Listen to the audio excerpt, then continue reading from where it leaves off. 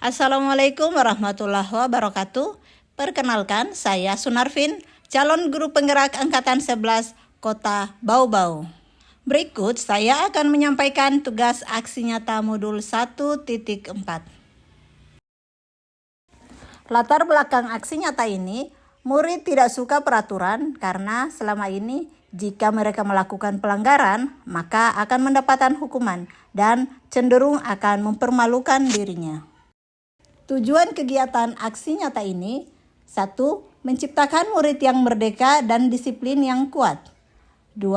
Menumbuhkan budaya positif di sekolah dengan meyakini nilai-nilai universal. Adapun tolak ukurnya, 1. Terbentuknya keyakinan kelas melalui kegiatan kesepakatan kelas yang dilakukan wali kelas dan siswa. 2. Mampu menerapkan dan menjalankan keyakinan kelas yang telah dibuat. Adapun langkah-langkah tindakan yang akan dilakukan pada kegiatan aksi nyata ini, yang pertama, menghadap kepala sekolah untuk menjelaskan pentingnya penanaman budaya positif dan keyakinan kelas di sekolah, serta meminta izin untuk mendiseminasi bersama rekan guru. Yang kedua, mengumpulkan rekan guru untuk melakukan diseminasi pemahaman materi budaya positif. Yang ketiga, berkolaborasi dengan wali kelas untuk membuat keyakinan kelas di kelas masing-masing. Yang keempat, memantau, merefleksikan, dan mengevaluasi keyakinan kelas yang telah dibuat. Dukungan yang dibutuhkan untuk kegiatan aksi nyata ini, yang pertama, dukungan dari kepala sekolah, rekan guru, serta murid agar tindakan yang telah disusun dapat dilakukan secara lancar dan menyeluruh. Dan yang ketiga, dukungan orang tua dalam melakukan budaya positif di rumah. Berikut ini merupakan kegiatan diseminasi di sekolah mengenai pemahaman budaya positif.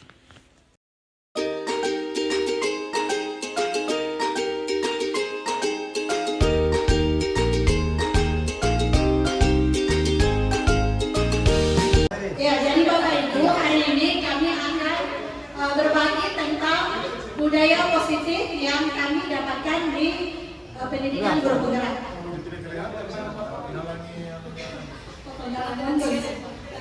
Ya, ini tujuannya lingkungan yang aman dan nyaman berbasis disiplin positif di sekolah akan berdampak secara maksimal pada perkembangan dan pembentukan karakter peserta didik. Ini disiplin positif teori kontrol. Ya, teori kontrol.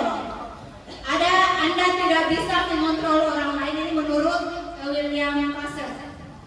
Anda tidak bisa mengontrol orang lain, hanya Anda yang mengontrol diri Anda. Kemudian yang kedua, semua perilaku memiliki tujuan. Yang ketiga, model berpikir menang-menang, kolaborasi dan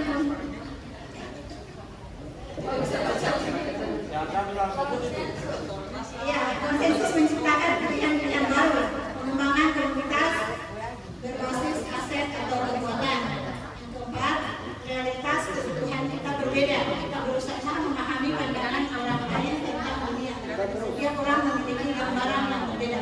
Ini teori kontrol menurut William Passer.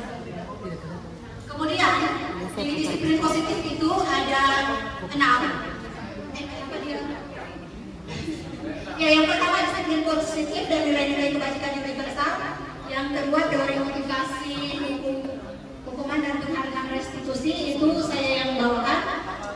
Keyakinan kelas nanti Ibu Dahlia. Yang keempat, kebutuhan dasar manusia dan dunia berkualitas, itu Ibu Juli. Yang kelima, teori kontrol, Ibu Eni. Yang keenam, segitiga restitusi nanti Pak Itam. Ya, kita mulai eksplorasi konsep. Jadi ini perubahan paradigma dari stimulus respon menjadi ke teori kontrol. Kalau posisinya dulu stimulus respon, kita dulu di sini, kita mencoba mengubah agar orang lain berpandangan sama dengan kita, itu stimulus respon kemarin yang kita ini, yang sekarang harus kita berusaha memahami pandangan orang lain tentang dunia. Yang kedua, perilaku buruk dilihat sebagai suatu kesalahan.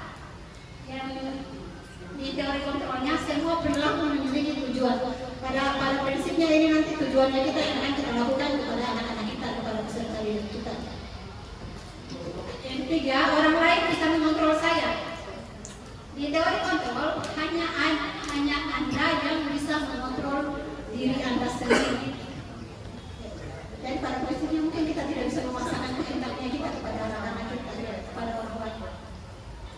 Saya bisa mengontrol orang lain. Saya tidak bisa mengontrol orang lain. Pemaksaan Anda pada satu rujukan gagal. Kolaborasi dan konsensus menciptakan pilihan-pilihan baru. Model berpikir menang kalah. Ini model berpikir menang. Jadi perubahan paradigma ini yang berubah dari paradigma stimulus respon menjadi teori kontrol. Yang berikut, apa makna disiplin? Saya akan tugasnya hanya untuk ini saja ya, hanya untuk pemaparan awal-awalnya. Ya. Mungkin ini tidak usah ini bagian bawah ini. Nah, dalam budaya kita makna disiplin telah berubah menjadi sesuatu yang dilakukan seseorang pada orang lain untuk mendapatkan kepatuhan. Kecenderungan umum adalah menghubungkan kata disiplin dengan ketidaknyamanan, bukan dengan apa yang kita hargai atau mencapai suatu tujuan mulia. Itu makna disiplin. Nilai-nilai kebajikan universal. Nilai-nilai kebajikan adalah sifat-sifat positif manusia yang merupakan tujuan mulia yang ingin dicapai setiap individu. Kedua, nilai-nilai tersebut bersifat universal dan lintas bahasa, suku, bangsa, agama maupun latar belakang. Ini nilai kebajikan menurut William Pascal. Ini menurut William Pascal. Saya skip saja supaya dia. Ini nilai kebajikan. Beriman pertama kepada Tuhan Yang Maha Esa berdasarkan profil pelajar Pancasila. Ada di dimensi profil pelajar Pancasila kita. Teori motivasi hukuman restitusi pendidikan. Setuju atau tidak Bapak Ibu, hukuman di sekolah dapat mendisiplinkan anak. Menurut Bapak Ibu, setuju atau tidak? Kalau kita menerapkan hukuman itu akan mendisiplinkan anak. Ya, setuju. Setuju. Ya. Yang kedua, pemberian hukuman dengan hal positif seperti membaca atau membersihkan halaman sekolah dapat meningkatkan disiplin anak. Setuju atau tidak? Setuju. Memberi penghargaan dapat meningkatkan motivasi belajar siswa. Setuju atau tidak? Ya. Membuat anak merasa bersalah, memberi dampak lebih ringan dibanding dihukum. Setuju? Jadi, teori motivasi perilaku manusia untuk menghindari ketidaknyamanan lingkungan, apa yang akan terjadi apabila saya ada motivasi eksternal. Ketika kita memberikan sesuatu kepada siswa yang berupa motivasi eksternal itu sudah pasti hasilnya tidak akan baik karena dia akan dilakukan secara terpaksa karena ada sesuatu yang diharapkan yaitu motivasi internal dari diri siswa itu sendiri. Kalau kita menghukum siswa biasanya katanya itu mereka melakukan sesuatu karena takut sama gurunya dan itu akan berulang lagi kalau tidak ada gurunya. Tapi kalau diberikan motivasi internal dan diberikan kesadaran penuh sama siswa, itu tidak akan berulang apa yang dilakukan itu pelanggaran yang dilakukan oleh siswa. Merdeka menurut kajian Kewantara. Merdeka itu artinya tidak hanya terbebas dari perintah, akan tetapi juga cakap buat pemerintah diri sendiri. Ini ada teori menurut Alfikon, dihukum oleh penghargaan bahwa penghargaan berlaku sama dengan hukuman dalam arti meminta atau menuntut seseorang untuk melakukan sesuatu menurut yang jelas kita memberikan penghargaan pun kepada siswa menurut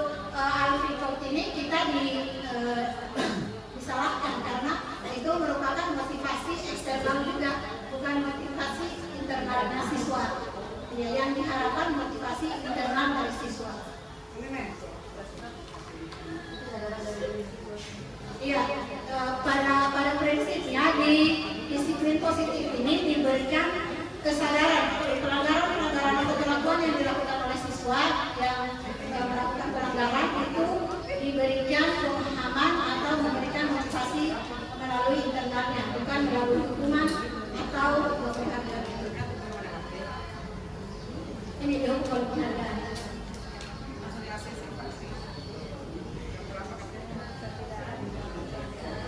Dari kemampuan secara khusus pribadi ini programnya. Ya, kemarin saya memperhatikan menilai pembukanya nilai kebajikan dan situasinya. Pada murid saat menolong murid baru di kelas kita. Ini situasinya. Contoh-contohnya, contoh pengakuannya atau apresiasi kebajikannya seperti ini. Di pembuka saya kemarin memperlihatkan, nanti lebih jelasnya akan masuk di terkontrol segitiga restitusi. Ya, penanganan masalah di segitiga restitusi nanti. Ternyata ini ada beberapa tindakan yang dilakukan oleh guru. Mencatat 100 kali di dalam buku, saya tidak akan terlambat lagi. Untuk catatan-catatan seperti ini ternyata itu merupakan hukuman buat siswa. Dan sekarang mungkin sudah tidak bisa lagi kita lakukan hukuman ini. Ini juga lari menyeruling lapangan basket. Tapi kayaknya kalau ini guru olahraga kayaknya bukan bentuk hukuman itu, ya, karena sesuai dengan pelajaran. Murid diminta untuk pusat. Hukuman juga. Seperti tindakan-tindakan yang begini, yang menggantikan kertas tugas teman yang telah dicoret-coret. Misalkan siswa mencoret-coret kertasnya temannya, jadi dia menggantikan, itu konsekuensi. Konsekuensi yang harus, dan itu mungkin yang tidak kita lakukan. Bukan berbentuk hukuman. Ketika dia melakukan suatu pelanggaran, kita tidak menerapkan hukuman. Minta murid untuk menggunakan sepatu siaga. Jadi misalkan seperti kita juga pada saat apel biasanya anak-anak datang memakai sepatu yang berbeda dengan itu. Kemudian kita suruh buka dan baru itu mungkin bentuk hukuman. Kalau kita suruh anak-anak buka sepatunya dan mereka masuk mengajar tanpa menggunakan alas kaki, itu kayaknya itu bentuk hukuman.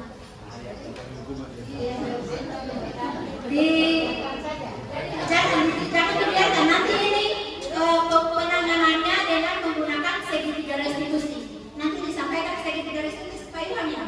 Ya, Pak Ilham. Nanti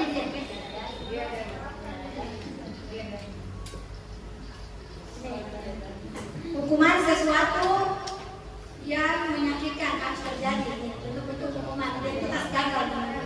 Ini identitas sukses, disiplin, konsekuensi. Kita menggunakan konsekuensi dengan segitiga restitusi.